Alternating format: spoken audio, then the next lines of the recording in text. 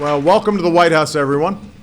It's December, so it's holiday time around here, and we thought it was a good occasion to have one more party. And this is a celebration worth having.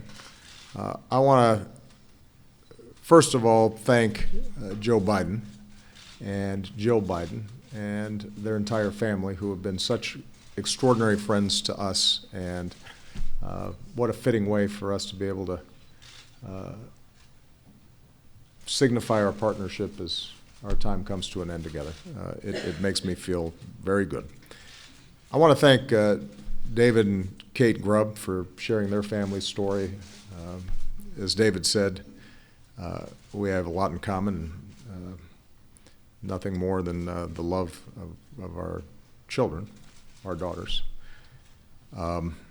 You know, when I first met them in Charleston, their story was unfortunately more common than we would have liked. And I indicated a number of the people on this stage are people who have gone through tough times or have seen their loved ones suffer, either because of opioid addiction or because of cancer. Who had bravely shared their story and channeled their passion into increasing the urgency all of us feel around this issue. And so, more than anything, this is a testimony to them and an extraordinary commemoration of those that they've loved. So we're very grateful to them. Please give them a big round of applause.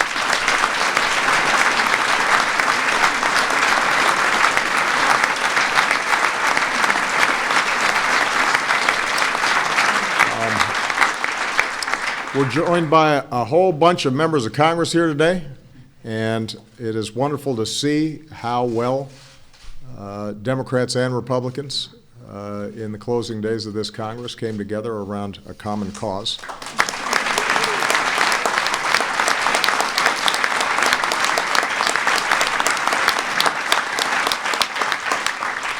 And I think it indicates the power of this issue and how deeply it touches every family across America. You know, over the last 8 years, one of my highest priorities as president has been to unleash the full force of American innovation to some of the biggest challenges that we face. That meant restoring science to its rightful place. It meant funding the research and development that's always kept America on the cutting edge. It's meant investing in clean energy that's created a steady stream of good jobs and helped America become the world's leader in combating climate change. It meant investing in the medical breakthroughs that have the power to cure disease and help all of us live healthier, longer lives. So I started the 2016 State of the Union address by saying we might be able to surprise some cynics and deliver bipartisan action on the opioid epidemic. And in that same speech, I put Joe in charge of mission control on a new cancer moonshot. And today, with the 21st Century Cures Act, we are making good on both of those efforts. We are bringing to reality the possibility of new breakthroughs to some of the greatest health challenges of our time.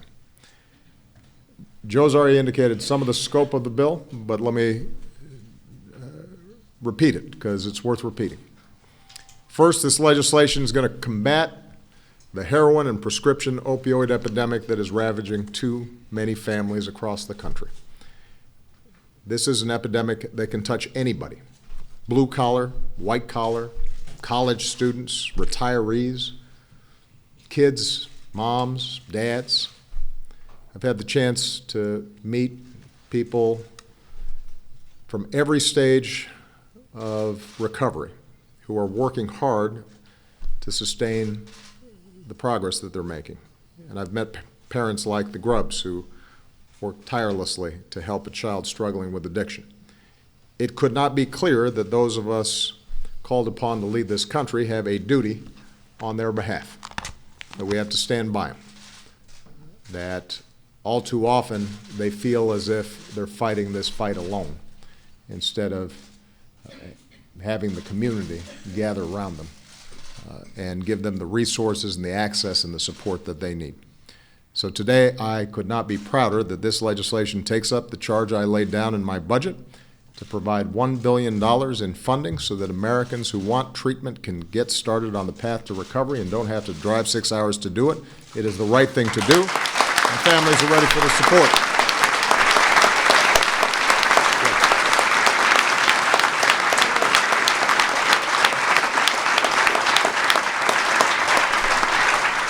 Second, the Cures Act provides a decade's worth of support for two innovative initiatives from my administration.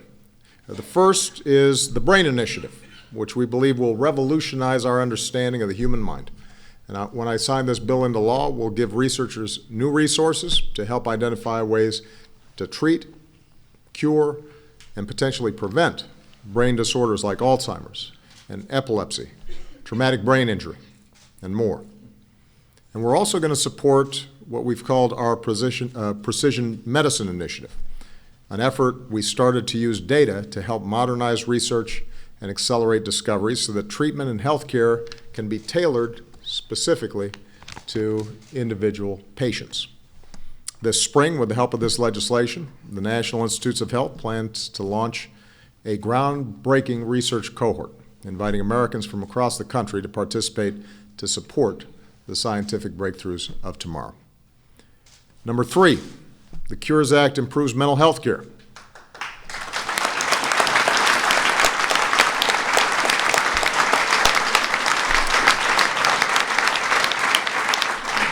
It includes bipartisan reforms to address serious mental illness. It takes steps to make sure that mental health and substance use disorders are treated fairly by insurance companies, building on the work of my presidential task force, and it reauthorizes meaningfully suicide prevention programs. Many of these reforms align with my administration's work to improve our criminal justice system, helping us enhance data collection and take steps so that we're not unnecessarily incarcerating folks who actually need mental health assistance. Fourth, we're building on the FDA's work to modernize clinical trial design so that we're updating necessary rules and regulations to protect consumers so that they're taken into account this genetic biotech age. And we're making sure that patients' voices are incorporated into the drug development process. And finally, the Cures Act invests in a breakthrough effort that we've been calling the Vice President's Cancer Moonshot. And I think the Senate came up with a better name when they named it after Beau Biden.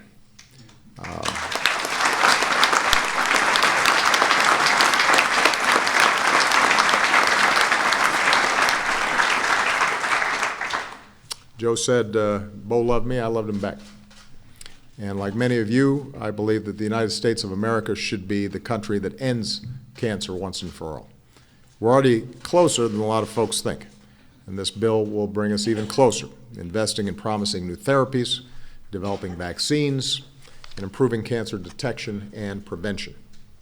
Ultimately, it will help us reach our goal of getting a decade's worth of research in half the time. And as Joe said, that time counts. In this effort, Joe Biden has rallied not just Congress, but he has rallied a tremendous collection of researchers and doctors, philanthropists, patients. He's showing us that with the right investment and the ingenuity of the American people, to quote him, there isn't anything we can't do. So I'd like everybody to just please join me in thanking what I consider to be the finest vice president in history, Joe Biden.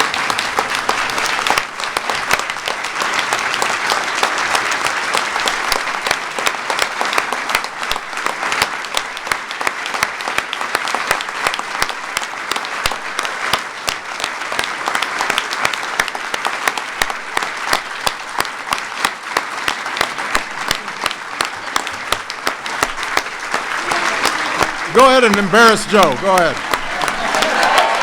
Hey!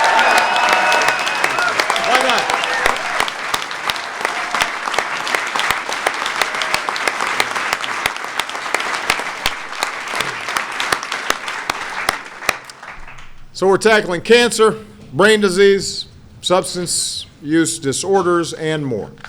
And none of this work would have been possible without bipartisan cooperation in both houses of Congress. A lot of people were involved, but there are some folks who deserve a special shout out. That includes Senators Alexander and Senators Murphy.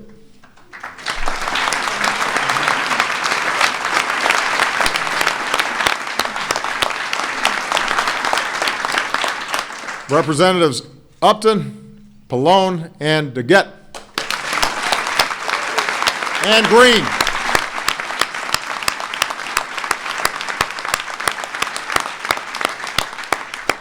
And of course, we couldn't have gotten across the finish line without the leadership of Nancy Pelosi and Steny Hoyer, who are here.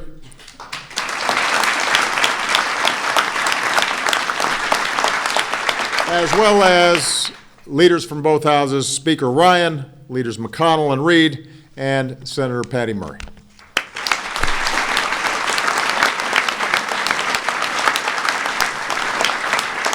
Not to mention all the members of Congress who are sitting here that I can't name, otherwise I'm going to be here too long and I will never sign the bill. But you know who you are. I want to thank all of you on behalf of the American people for this outstanding work. These efforts build on the work that we've done to strengthen our healthcare system over the last 8 years, covering pre-existing conditions, expanding coverage for mental health and substance use disorders, helping more than 20 million Americans know the security of health insurance. Thanks to the Affordable Care Act, it means they have access to some of the services that are needed.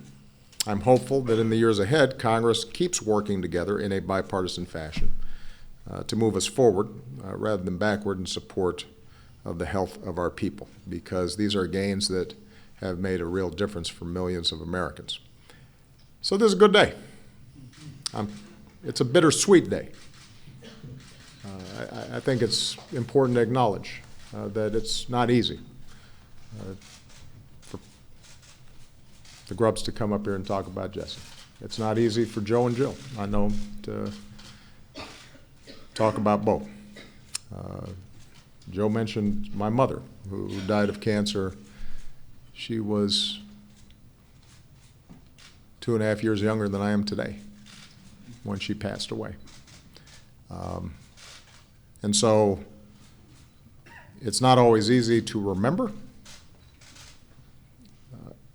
but being able to honor those we've lost in this way and to know that we may be able to prevent other families from feeling that same loss, that makes it a good day. And I'm confident that it will lead to better years and better lives for millions of Americans, the work that you've done. That's what we got sent here for. And it's not always what we do. It's a good day to see us doing our jobs. So with that, I think it's time for me to sign this bill into law.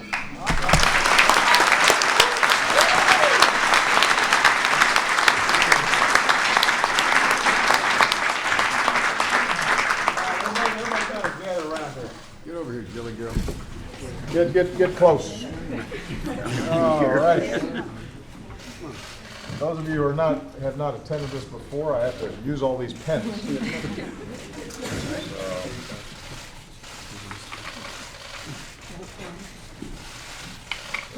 They were talking about the cloth.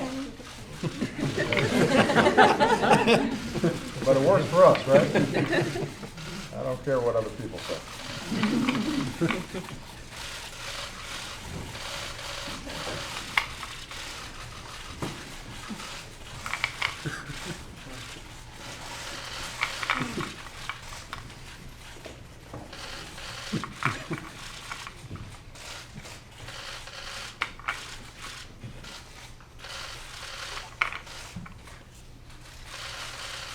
There we go. All right.